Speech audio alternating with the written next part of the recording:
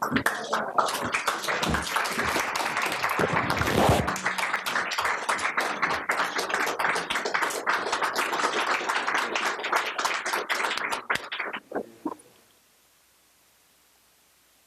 afternoon, everyone. My name is Bill Burns, and it's a great pleasure to welcome all of you to the Carnegie Endowment for International Peace. I want to first extend a warm personal welcome to three distinguished guests, Brent Scowcroft, Bill Perry, and Sam Nunn, remarkable American public servants whose personal contributions have made the world more secure from nuclear dangers and whose personal examples have inspired so many of us in this room. We're also delighted to have Governor and Mrs. Brown with us today. And of course, it is a special pleasure to welcome back to Carnegie President Nazarbayev. 7 years ago, in an historic address in Prague, President Obama outlined his vision for a world without nuclear weapons. The Prague Agenda, as it came to be known, outlined a comprehensive series of steps to translate that vision into reality. It called for the reduction of nuclear stockpiles, a global ban on nuclear testing, an end to the production of fissile materials, the strengthening of the nonproliferation regime, the resolution of nuclear disputes, and the securing of vulnerable nuclear materials. The Obama administration made significant progress in a number of these efforts, from the ratification of a strategic arms reduction treaty with Russia to the Iran nuclear deal. While these efforts generated the biggest headlines and the most controversy, significant progress has been made in other areas as well, especially on nuclear security. When he took office, President Obama saw a world in which there was too much nuclear material in too many places that were too insecure. To address this challenge, President Obama launched the Nuclear Security Summit, a biennial gathering of heads of state, to focus political attention on the effort to secure as much of this material as possible, as quickly as possible. This was not some quixotic quest for humanity's better angels to prevail.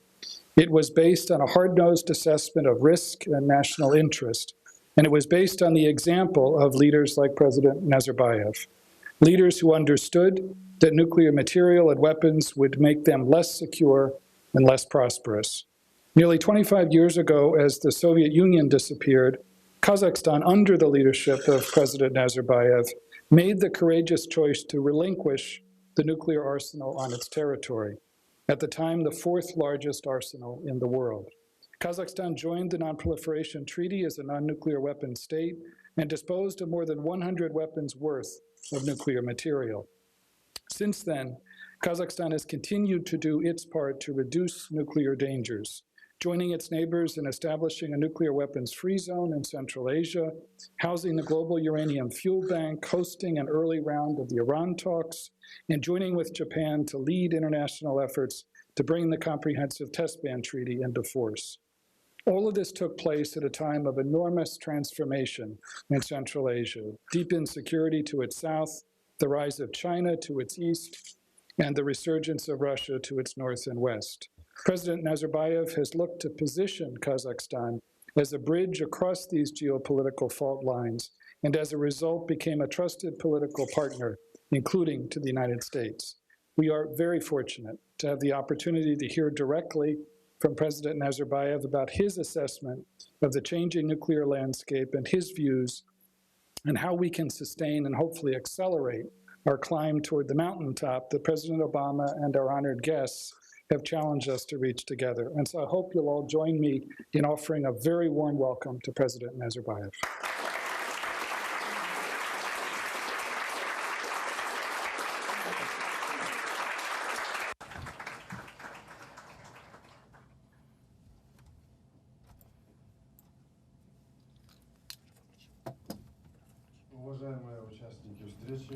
Dear participants in the meeting, first of all, I would like to express my gratitude to Mr. Burns and his colleagues for their hospitality and giving me an opportunity to speak here. I'm glad to see my old friends that Mr. Burns introduced, who have worked for anti-nuclear movement and Kazakhstan's giving up of nuclear arms. It's a great honor for me to visit the Carnegie International Peace Endowment. more than a century, the Institute has been making a significant contribution to the world in international affairs. Today, I would like to share with respected audience my vision of the problems of the modern world order, the role of Kazakhstan at the international arena, and the possibility of the development of nuclear-free world. 25 years at the border of the 21st century was where historic changes took place in front of our eyes. The world has changed in front of our eyes, and the political map gotten a new independent states on the territory of the former Soviet Union. In December of 2016, this year, we will be celebrating 25th anniversary of our independence. I'd like to remind that in 1991, very few people considered Kazakhstan a viable independent state. Many could not even find our state on the map.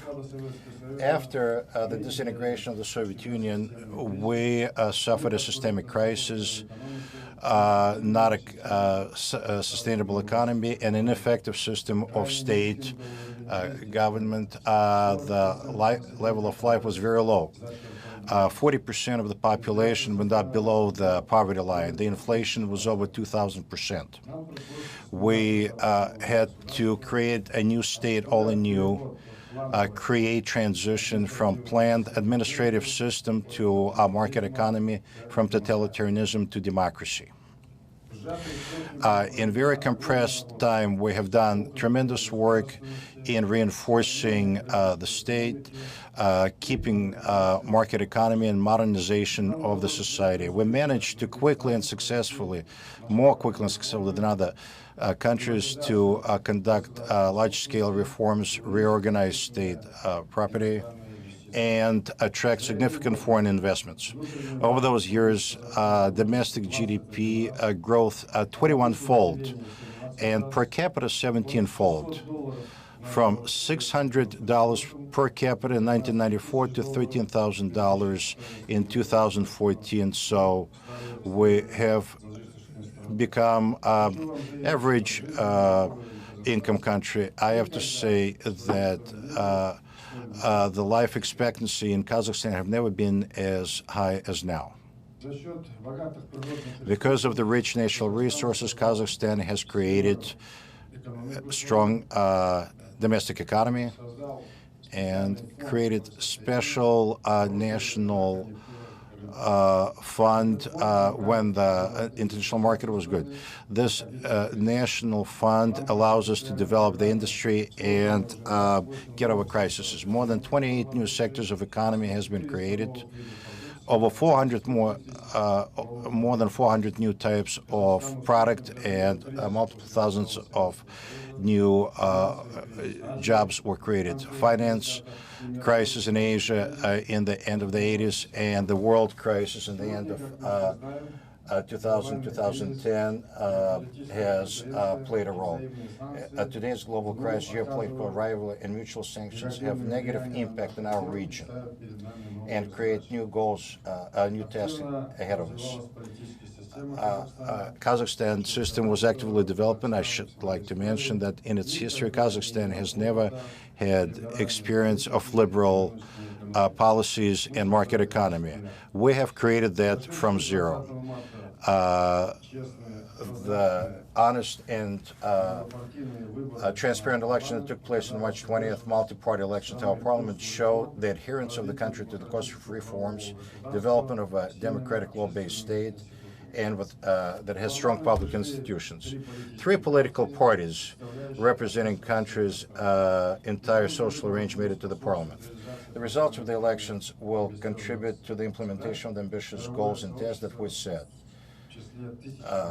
Among thousands of observers from the international community, recognize those elections as open and transparent.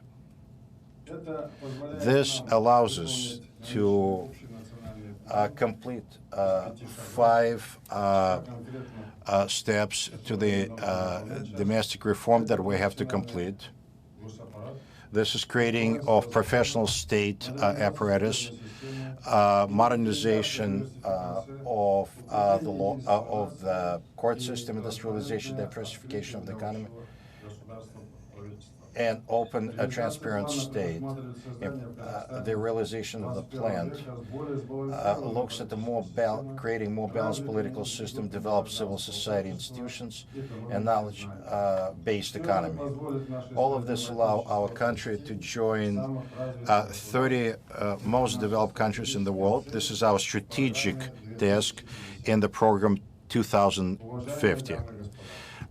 Ladies and gentlemen, 25 years ago, I have signed the decree of closing the Semipalatinsk nuclear test range, one of the largest in the world. Over 40 years of testing at this range, which was open and secret from the local population, 456 explosions took place, including 120 atmospheric ones. Their summary yield could have destroyed 2,500 times Hiroshima. The radiation impacted over 300,000 square kilometers. This is equal to the territory of one of the largest European countries, for example, Italy. Testing, as I mentioned, was done in the secret from the people, and a population of 3 regions went up under threat of radiation. As their consequences, more than 1.5 million citizens of Kazakhstan suffered, and we were left alone with this problem. Closing of the Semipalatinsk range was a historic act of Kazakhstan independence, power, and wisdom, and was one of my first decrees as a president of an independent country. Exactly after that, the act of shutting down the range did the Nevada and in China ranges got shut down. Not only we rid the world of one of the most significant threats, we voluntarily gave up on the most significant missile potential that was on our territory. This is 110 ballistic missiles with MIRV warheads, over 1,200 nuclear warheads that could reach any point on the globe. And the vehicles for those bombs were also located in our territory. We elevated above the nuclear threat and made a principled choice in favor of a nuclear-free future for our country and the whole world. Kazakhstan, one of the first in the NIS, joined the Nuclear Non-Proliferation Treaty. It is symbolic that in 2006, specifically Semipalatinsk was the place where the Central Asian Nuclear Free Zone Agreement was signed. Exactly here in 2008, the Nuclear Test Ban Treaty Organization conducted a unique experiment, turning the last century epicenter of nuclear testing into the epicenter of peace. I am deeply convinced, strongly convinced, that building of the nuclear-free world should become mankind's main goal. On December 7th, UN General Assembly, based on Kazakhstan's initiative, adopted a Universal Declaration of World Free of Nuclear Weapons. Our country consistently contributes to the strengthening of the non-proliferation regime. By creating a nuclear-free zone in Central Asia, we're calling on creating a stable geography of the world, sustainable world geography. This would be broadening of the 6 nuclear-free zones in Eurasia, Latin America, and Africa. An important step was signing in August of 2015 an agreement with IAEA for locating a low-enriched uranium bank in Kazakhstan. This is a global-scale event. The world should judge it as the most important measure that Kazakhstan took to assure safe and peaceful use of atomic energy. We always supported the process of international negotiations on Iranian nuclear program and made practical contributions to it. The results of 2 rounds of negotiations that took place in Almaty in 2013 were used as overall keystone foundation for the Joint Comprehensive Action Plan for Uranium Nuclear Program. We have gave practical assistance to the implementation of joint plan to the Group of 6. On the 27th of December of the last year, coordinating with IAEA Group of Six in Iran, and appropriate organizations of the United Nations Security Council. Kazakhstan supplied Iran with 60 tons of natural uranium as a compensation for taking the low-enriched uranium out of that country. We are convinced that this will reinforce the non-proliferation regime, implementation of the lawful rights of the states to develop peaceful nuclear programs, and non-discriminatory access to nuclear fuel. Time has come to make fundamental decisions banning deployment of the death-bearing weaponry in space, in neutral waters, and in Arctic of the world ocean. International agreements and UN register for banning the use of scientific discoveries for the creation of the new types of weapons of mass destruction should be developed. An important task that we see is the creation of the global anti-nuclear movement. This is what the project initiated by Kazakhstan, the International Atom Project, gaining wider and wider international support. That's what it's targeted at. As a co-chairman of the 9th Conference on Implementation of the Universal Nuclear Test Ban Treaty, Kazakhstan will continue efforts for its universal acceptance and full support. Dear colleagues, in the whole history of human civilization has lived through 15,000 wars, approximately 3 wars for every year. According to Harvard University data, the most bloodshed in the human history was the 20th century. As a result of 2 world wars, more than 1,500 conflicts, 170 million people perished. Nevertheless, the leaders of the leading powers at the end of the century, if you remember, has agreed about the end of the Cold War. After the 21st century, the mankind was laying its hope as a new era of peace and global cooperation. Unfortunately, the unique historical chance for building a safer and stable world order was missed. The world once again is under threat of a danger that we should not underestimate. This is the threat of a destructive war of a global scale. The geography of the modern conflicts has covered the theaters of world wars of last century in the east of Europe, Near East, and the North Africa. The 1968 agreement on non-proliferation of nuclear weapons is not being living up to its intent. The unprecedented crisis of trust between global players is leading to degradation of the guarantees of non-use of nuclear arms. One of the most serious issues of 21st century is the threat of nuclear terrorism and illegal circulation of nuclear and radioactive materials. The world is sliding into a new nuclear age, potentially more dangerous and unpredictable.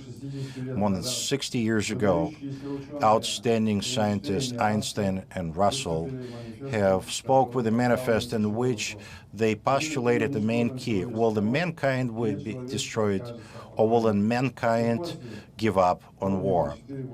And after, you remember, 4 wise men on behalf of the active political systems proposed an identical solution. Eliminating wars is the keystone task for the world, but there is no alternative to it. I'm convinced that a political will of all world leaders is required for that. And Kazakhstan has a moral right to make those declarations for what I mentioned before: closing down the range and giving up on nuclear arms. To overtake those challenges, deep changes are needed in the world paradigm and uniting of the efforts of all the states. Kazakhstan is making its contribution to resolving this task. During the session of United Nations General Assembly, I've proposed a global Initiative 2045, which is proposed to be implemented by the 100th anniversary of the United Nations. The goal of the test is to create a new trend of the world development based on the equal access of all countries to the world infrastructure, resources, and markets. Worldkind has truly life need for the overwhelming program for the 21st century without war. I'll repeat, the paradigm of sustainable development has to include new world order with consideration for the current and future threats to security. The main mechanism for regulating all the disputes among the states should be peaceful dialogue and constructive negotiations based on the equal responsibility for peace, security, and non-interference in internal affairs basis. Countries, the keystone of the modern world order is the country's adherence to the legal framework. That's why Kazakhstan proposed to create a world conference of the United Nations on the highest level that is called to completely to restore world trust and now, third, the Middle East. The conflict in Syria has consequences beyond the boundaries of the region. The separated efforts of the countries involved only plays in the hand of Daesh. That's why I proposed to create, under the auspices of the United Nations, a single network of defending against world terrorism where all the countries could participate. This way we could track every terrorist, their accounts, movement, their friends and relatives, which country, which state are those terrorist threats coming from. I don't think we can do anything other than that. Otherwise, we would not be able to overcome this evil. Practically, we have a war going, but by different means. On the one hand, we should not, on the other hand, we should not confuse terrorism with Islam and other peaceful religions. Murder and terrorism is not a religious category. Based on the Kazakhstan's initiative in May of 2006, during the UN General Assembly, there will be a high-level dialogue on the subject of religion and peace. In 2003, in 2006, we conducted the World Religious Leader Congress in Astana with participation of the representative world religions. Over several years, they became an important platform for the constructive dialogue on the interfaith dialogue issues. Fourth, crisis in Ukraine has bared deep divisions on the security in Europe. We have participated in resolving the crisis and continuing to work. We assisted with the Minsk meetings to the organizations of Belarus, Kazakhstan, Russia, and Ukraine, as well as the negotiations of the Normandy IV. We continue those efforts for the purpose of the full normalization of the situation in the east of Ukraine. Fifth, I'm convinced that the reason for the global crisis is the continuing deep defects of the world economy and finances. They generate social and political instability around the world, reinforcing the threat of chaos and anarchy. 4 years ago, we have proposed an initiative, the G Global, which is destined at uniting all the countries' efforts to overcome the crisis. Not just 8 to 20 states. We should get the opinion of all the states that have not participated in this matter in order to jointly resolve the issues that concern economic stability in the world. Within the framework of the G Global, the platform of the Astana Economic Forum, a World Anti-Crisis Plan was developed, which received wide-range support. Six, Kazakhstan proposed itself for the post of non-permanent member of the Security Council for the period of 2017-2018. We hope to receive support for our candidacy. Ladies and gentlemen, the global crisis gives the mankind a unique chance for creating a keystone basis for effective and balanced world economic development model. One of the key trends of the 21st century that we see is building open Eurasia.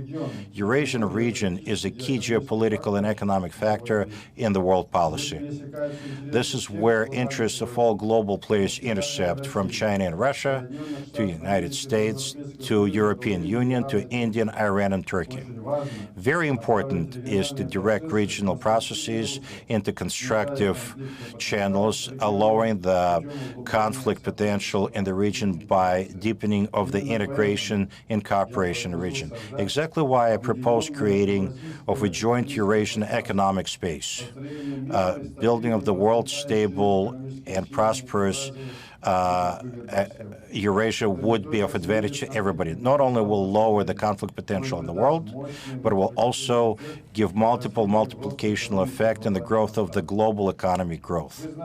You know that starting last year, a Eurasian Economic Union started functioning. A lot has been said about that. It's an economic unification with single rules of goods and services movement, capitals and resources across the borders. We removed all the customs borders. I have to stress that this is strictly economic union. We're not trying to recreate former USSR in any form or shape. We should get over those stereotypes of the Cold War. They interfere with us seeing the future. Eurasian Economic Union, I have to stress once again, is strictly an economic organization. All countries have equal rights. They all participate in the governing, and the decisions are made on the basis of consensus. The equal representation through the work organs is assured. The chairmanship of the union this year is a representative for Armenia. The representative in other governing organs are represented. Kazakhstan will be chairing in the next year. The movement of the Eurasian European Union and the Chinese search for the Great Silk Route, if it would join to a European Union, that would be a powerful unification of all the countries. The key meaning in this process are countries of Asia. I'm convinced that our region would have to be integrated and open to the world through the transportation and trade routes in all directions. For this, Kazakhstan Infrastructural Development Program Route to the Future is being developed. We now have rail and auto transport routes. We hope to conduct Expo 2017 in our capital. All of this completely correlates to the United States initiative for development of the cooperation in Central Asia, 5+1. We understand that quality economic development is hard to achieve without full integration into the world economy. In 2015, Kazakhstan has become fully fledged member of the World Trade Organization. We're looking at this as a capability for us to broaden international investitions and transportation, primarily, first of all, with countries of the Western world. Dear friends, this world is the 25th anniversary of the establishment of Kazakhstan and United States diplomatic relations. The United States became one of the first states that recognized our country's independence. We're grateful for consistency, firm support of our independence. We have become a strategic partners. Appropriate agreements have been signed. Tens of American companies are working in Kazakhstan, and the volume of investments that came from the U.S. companies is reaching $30 billion. We're continuing this work. Multiple relations have reached high level based on trust and mutual respect. Security, nonproliferation, Those are time-tested platforms for our cooperation. We completely supported White House's initiative for the Nuclear Security Summit, which became a tremendous step towards international security. Tomorrow we'll participate in this forum for nuclear-free world. I think that this forum will become one more step towards nuclear-free world. Kazakhstan is a reliable partner of the United States in implementation of the task on reducing nuclear threat in the world. Think about the future. I, as a politician with a long experience who have seen a lot, often remember a historical date, 24th April 1995, the day when the last nuclear charge of the ones that we inherited from the former USSR was transported from the territory of Kazakhstan. 200 years ago, U.S. President Abraham Lincoln said, "You cannot avoid responsibility tomorrow by trying to avoid it today." Being led by the hope and inspirations of my people that were tortured by tens of years of nuclear testing, I do truly believe in the world free of nuclear arms. Several generations of citizens of Kazakhstan have been suffering from radiation ailments that were incurred as a result. For us, this is not a rhetorical issue. Exactly the people have stated the question of getting rid of that.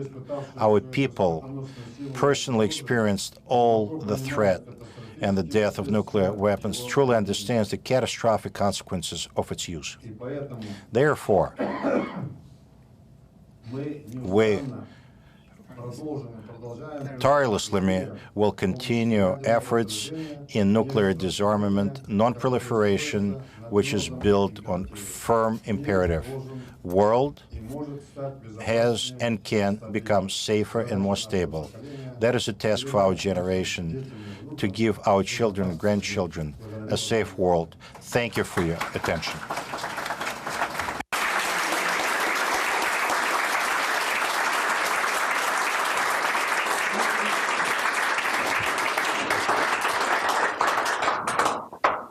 Mr. President, it is always a pleasure to see you, and I want to thank you for a very thoughtful set of remarks, characteristically, and also for your leadership on nuclear issues over the last quarter century. In addition to your nuclear leadership, one of the accomplishments that you've managed to achieve is building strong relations with complicated major powers, with Russia, with China, with the United States.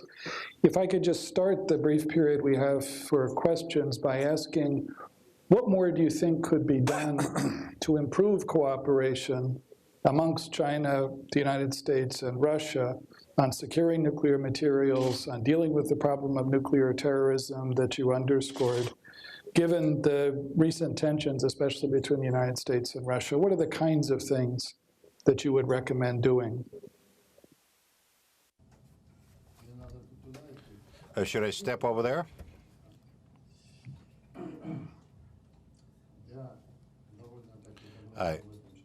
I spoke in detail about this issue. It's a very appropriate, a good question. Resolve the issue of non-nuclear world is impossible without two main nuclear powers, United States and Russia. And this is exactly the way it is.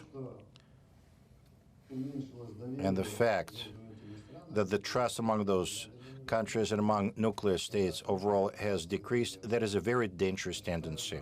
I think this has to be overcome. We know sources of those disagreements.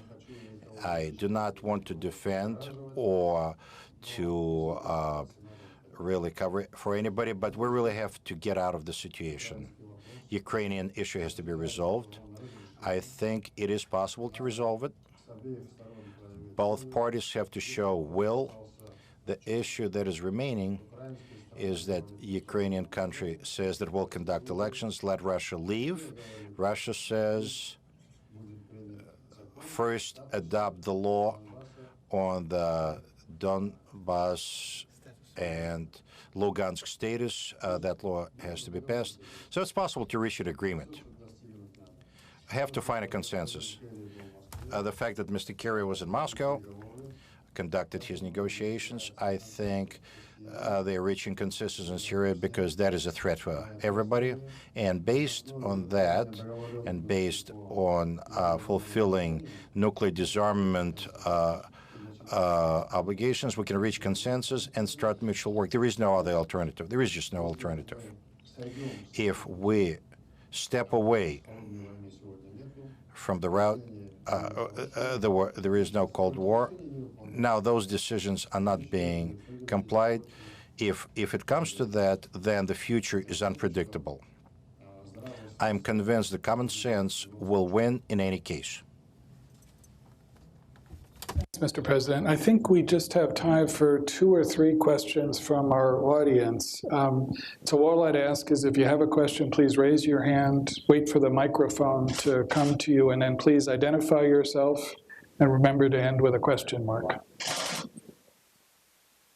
Yes, sir. Mr. President, I'm Dan Poneman. Had the honor to participate in the 20th anniversary celebrations in Semipalatinsk, and I saw the thousands of people who shared your vision and appreciate your leadership. You gave up the nuclear weapons, you closed the test site, and you have a vision of the economic future that includes now uranium, for which Kazakhstan has become the world's leading producer. What is your vision, sir, of Kazakhstan's future in the nuclear industry and how to take advantage of your nonproliferation leadership, but also the technological leadership you've developed in nuclear, and now with things like the Fuel Bank, you have a platform. I'm wondering how you see this developing in the future. First of all, Kazakhstan has largest deposits of uranium ore. We're second in the world. Kazakhstan is the first place in the world in terms of uranium sales for nuclear power stations in the world.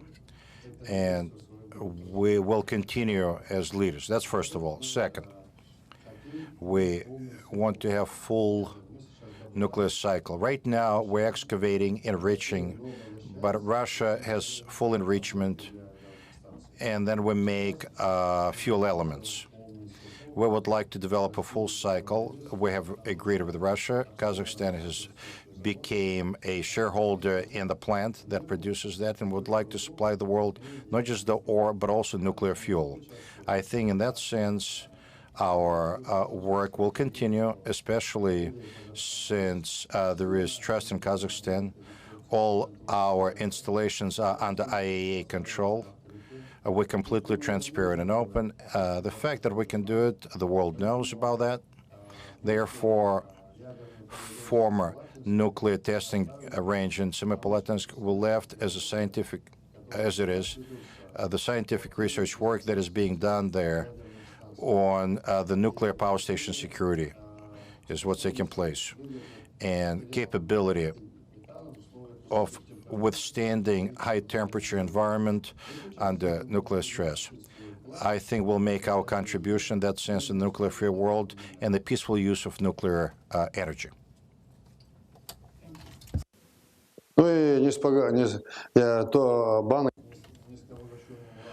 We talked about low enriched uranium bank in Kazakhstan. It's a global, unique process. Somehow it was not noticed in the world. It gives tremendous preferences. This way, every country does not have to enrich or proliferate. Look at the Belgium terrorism. There was information that terrorists wanted to actually conduct a terrorist act on a nuclear power station. They're trying to get enriched, low enriched uranium for that. In that sense, it is very important for us to create a nuclear fuel bank. Every country that would like to use it for peaceful purposes would be able to withdraw from the bank without having to have its own enrichment capacities. Please. Yes, I'm Paul Stronsky from the Carnegie Endowment. And as you mentioned in your speech, your government last year announced some very bold proposals for political and economic modernization. The 100 steps is what I'm talking about. However, some critics of your government note that these previous reform initiatives have faltered, and they also criticize Kazakhstan for not living up to some of its commitments to the UN and OSCE on democracy and human rights. So I'm wondering how what's your response to these criticisms and to skepticism about Kazakhstan's commitment to these issues? Thank you. You did not say which previous programs were you speaking of. Usually Kazakhstan completes all its programs that it promises to the people, and we never gave promises that we could not fulfill. If you look, I mentioned that I've been working in my job for a long time. I have been accused of all kinds of sins, sometimes that I'm autocratic or a dictator. I always say, if every 5 years my people in alternative elections votes for me, and not once this election was below 80%, what are we talking about? Exactly the same way last year there were appropriate elections. We invited observers from 100 countries of the world. They were at every polling place and was surprised that people were standing in line starting early in the morning to vote. 2-hour-long lines.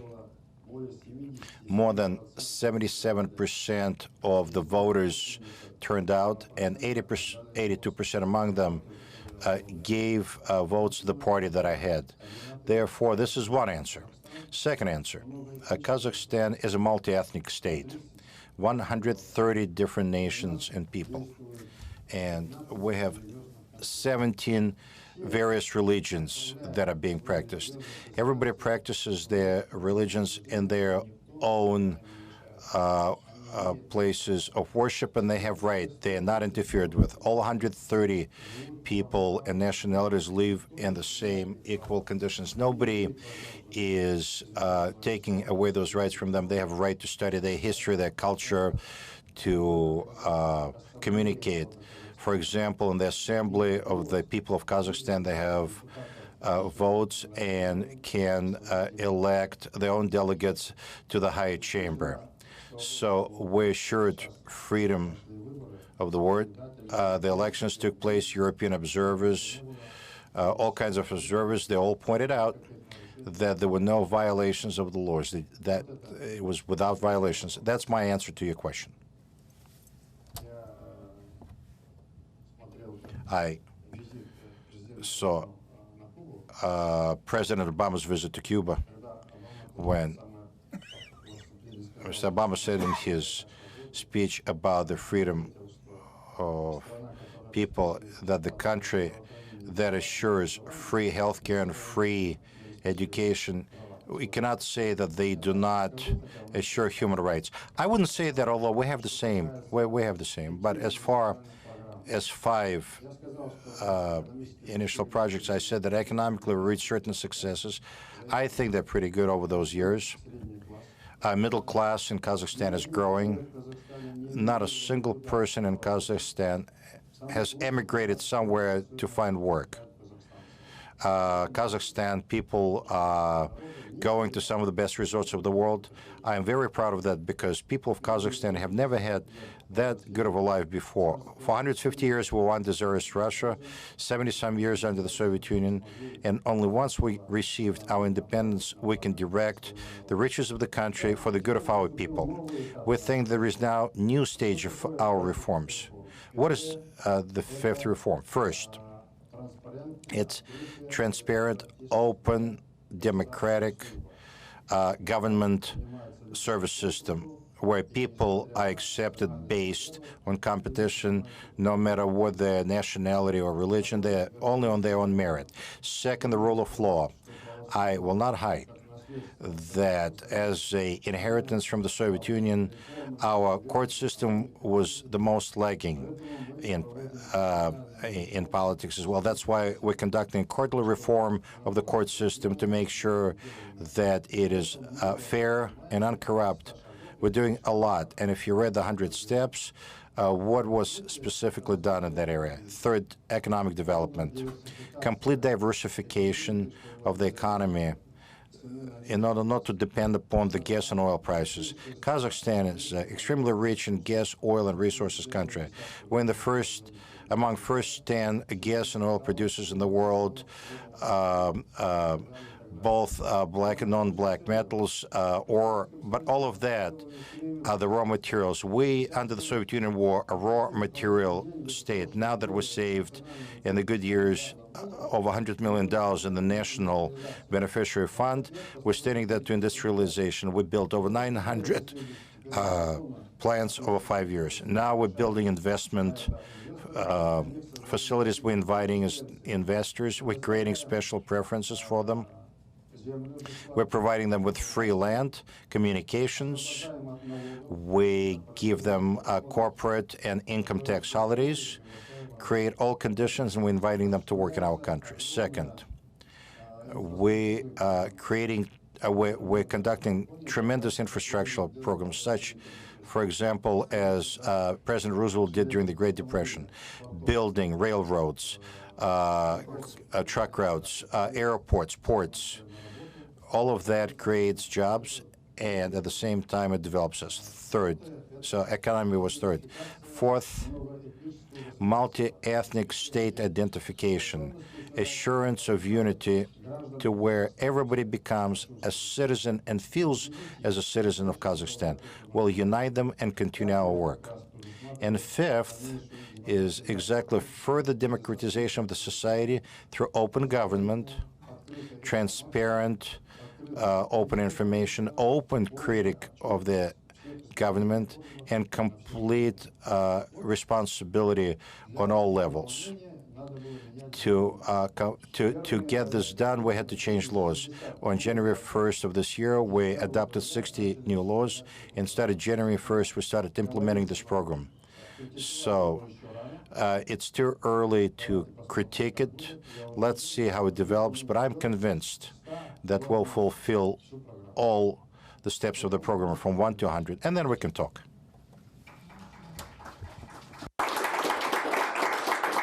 Thanks, Mr. President. I think we have time for just one more question. So let me go way in the back. Yes. Yes, ma'am. Здравствуйте, Нурсултан Бишевич. Я Зульфия Урымбаева, профессор университета Дрексель в Филадельфии. The role of economy in the world relations on the way to the non-nuclear and civilized world is very important. I'd like to ask you, using this opportunity, vision of Kazakhstan, a personal view of the role of science and education, the way to non-nuclear civilized world. In your opinion, what is the key task? What is the main priority? What has to be done to make sure that countries better understand how to move in that direction? The depth of today's global crisis, we know, is growing new economy based on science, on scientific achievements. We expect incredible discoveries in the area of technology, medicine, genetics, development in the 21st century further. No country would be able to do that without science and educated people. That's why Kazakhstan, despite difficulties, starting in 1993, has directed to all the countries of the world up to 5,000 young people at our own expense. We have educated them. We returned tens of thousands back but more than 20,000 was sent by their own parents. So we created an intellectual reserve of the most talented kids. To make sure that they could study in Kazakhstan, we created an international level university in Kazakhstan where there are instructors from all the countries in the world. The competition to join, there are 5 people that get accepted out of 10,000 applicants. So education is the most important thing. We assure that the person that is middle school, high school graduate, their first job is actually assured by the state. Then he can go and study on his own. But to move the science, we develop special centers which can be attached to the universities. Astana University, Information Technology University in Almaty, are exactly innovation development centers. When we talked about the crises in the future, we considered that for Kazakhstan, a great, of course, advantage is that we have resources. We're not complaining. We'll use them in the future. But second, our advantage is the agrarian complex. Kazakhstan has 2.7 million square kilometers territory. It's the second largest after Russia territory in the former Soviet Union. And we have 220 million hectares of useful lands. Only 30 is being used right now, only 30 million. And we're planning to grow food on those lands. That would be a great business. We got China and India and Siberia and Russia that are close by as consumers. That's why I would like to invite portfolio investors to develop agricultural complex, especially in manufacturing sector. There is great interest on the part of American and European companies. We'll develop that. Soviet science was multi-stage. By the time we got money, it took a long time. We shortened that period now. Any person that proposes innovations after getting an approval of special commission will immediately get financing. Through that, a number of scientists over the last 3 years have multiplied 4-fold. A number of scientists overall is growing in our country as well. This is not exactly the level that we really want to, but we will work because we see where the world is moving and we know what we should be doing, and we will be doing that. Mr. President, thank you so much again. It really has been an honor to have you at Carnegie this afternoon. And ladies and gentlemen, I hope you'll join me in expressing our appreciation to President Nazarbayev.